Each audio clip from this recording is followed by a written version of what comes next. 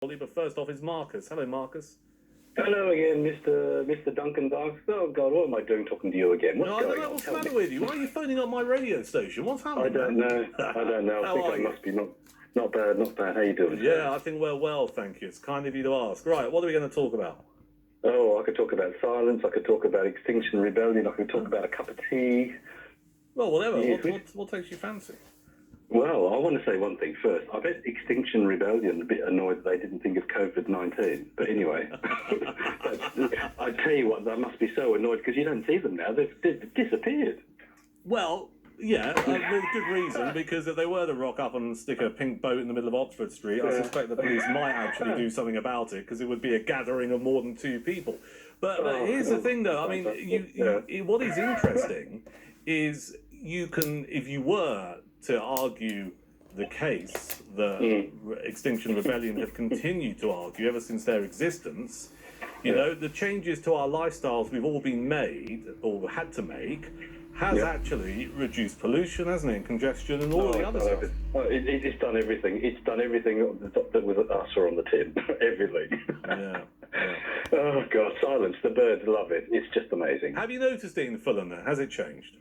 Yeah, well, we've got a big communal garden here, and there's blue tits nesting in the two boxes. We've got red robins dancing around. We've got squirrels, well, not the red ones, but the grey ones. And we've got a couple of blackbird families hanging about. And it's just magnificent. I love it. I've never seen a red squirrel in London. No, me neither. Never seen one. Never seen a red one. They've got them on the Isle of Wight, apparently, red ones. Oh, yes, I've seen them on Brownsea Island. Yeah. Oh, sorry, yeah, Brownsea Island. I was there. We're visiting one of my great-great-great-great-grandfather's graves there. Yeah. Yes. So, cup of tea. Go on. Yeah, there is a perfect cup of tea. Just make sure you do it with loose leaf tea. Nothing else matters. But why? Why does that make it perfect? Well, I'm not going to say why it makes it perfect, but the other day had what do you call it?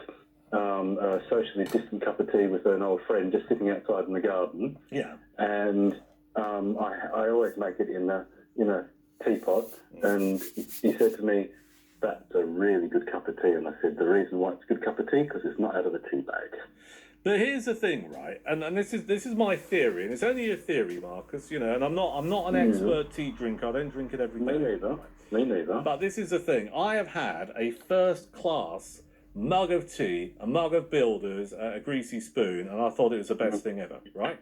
Well, it probably is. Yeah, you see, and then the opposite end of the spectrum, I've been to a posh London hotel for afternoon tea where you have to sell a kidney for the afternoon tea, and I've had a dainty cup of tea, you know, with something that's got hints of, I don't know, petunia about it or whatever, and with the little dainty sandwich I've had alongside it and cake, that's also tasted brilliant. So I'm not sure there is a perfect way, because the cafe one came out of a bleeding big urn.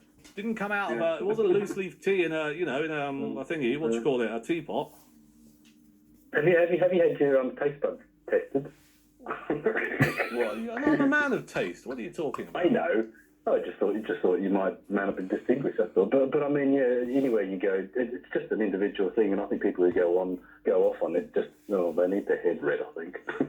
All right. So you made your socially distanced pot of tea that you drank responsibly of your mate using loose leaf tea. Yeah. Loose leaf, yeah. And we didn't care which, actually, put the milk in second, but it didn't matter. And they had a bit of sugar, and it was what it was. But they made the comment, "Oh, it was really nice," and I said, "Yeah, that's because I think it's loose leaf." So you think it's about loose leaf, all right? But I wouldn't explain my perfect mug of char in a greasy spoon. But we'll come back to that. This thing about the milk, mate. This is not right. The idea that the milk is it? I mean, because I don't think you can tell the difference if the milk's been put in first or not.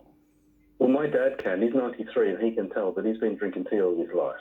And he was also a scientist in his past life, and he did make some comment about if you put the hot water into the milk, it sort of changes the flavour, and he can actually taste the difference. But that's just him.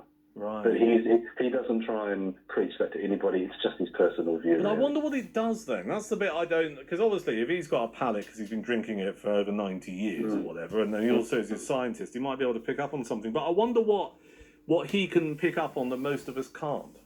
Yeah, that's it. Yeah, I mean, I think he's got very sensitive taste buds, and I think he just knows as well. So, but he's a very smart man. So I'll never be able to catch up to him. Fair enough, right? And how are you finding stuff at the moment? Like, are you furloughed or what? What's the deal? Are you self-isolating? Yeah. What's happening? Yeah, I'm furloughing and self-isolating and just going out when I have to. And do you know what? This is amazing. I love it. It's just my body's just catching up to what I shouldn't have been doing in the first place. When you say you love it and your body's catching up, what's the key thing then for you that's changed? I've actually learned I've really got to slow down. I have slowed down, and I think I've slowed down too far, and I'm going to have to slow less up a little bit further when I get myself back on track again. So I've got to find a happy medium between running around like a blue, fly, and the other bit. So I've got to find the happy medium in between and try not deviate off it like I used to before, I think. Okay, and you're running around like a blue thing. Is that to do with your work primarily? Oh, no. Well, actually, me generally, I have a very high level of energetic energy, and what I've realised is I run about, and sometimes you run about, but you don't achieve as much as you're running about.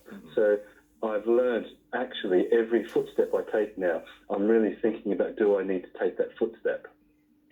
Wow, that's quite big, man. That's getting your head around that's quite significant stuff. It's good because then you can use your energy for other stuff, and you're not using double energy in the wrong direction. And when you've got to go on the other side, you've got nothing left because you've used two lots in the other direction.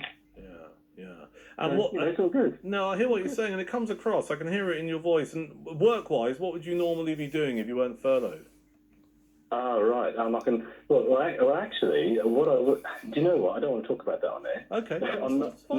Not on this conversation because no, I would prefer not. No, all right. No, I was just thinking, I was just making sure that everything's okay because you sound like an interesting bloke, so it's a natural question to ask. But of course, sure, yeah, no you don't want to talk about it. All right. Well, listen, we'll talk again soon, Marcus. Cheers. That's Marcus in Fulham.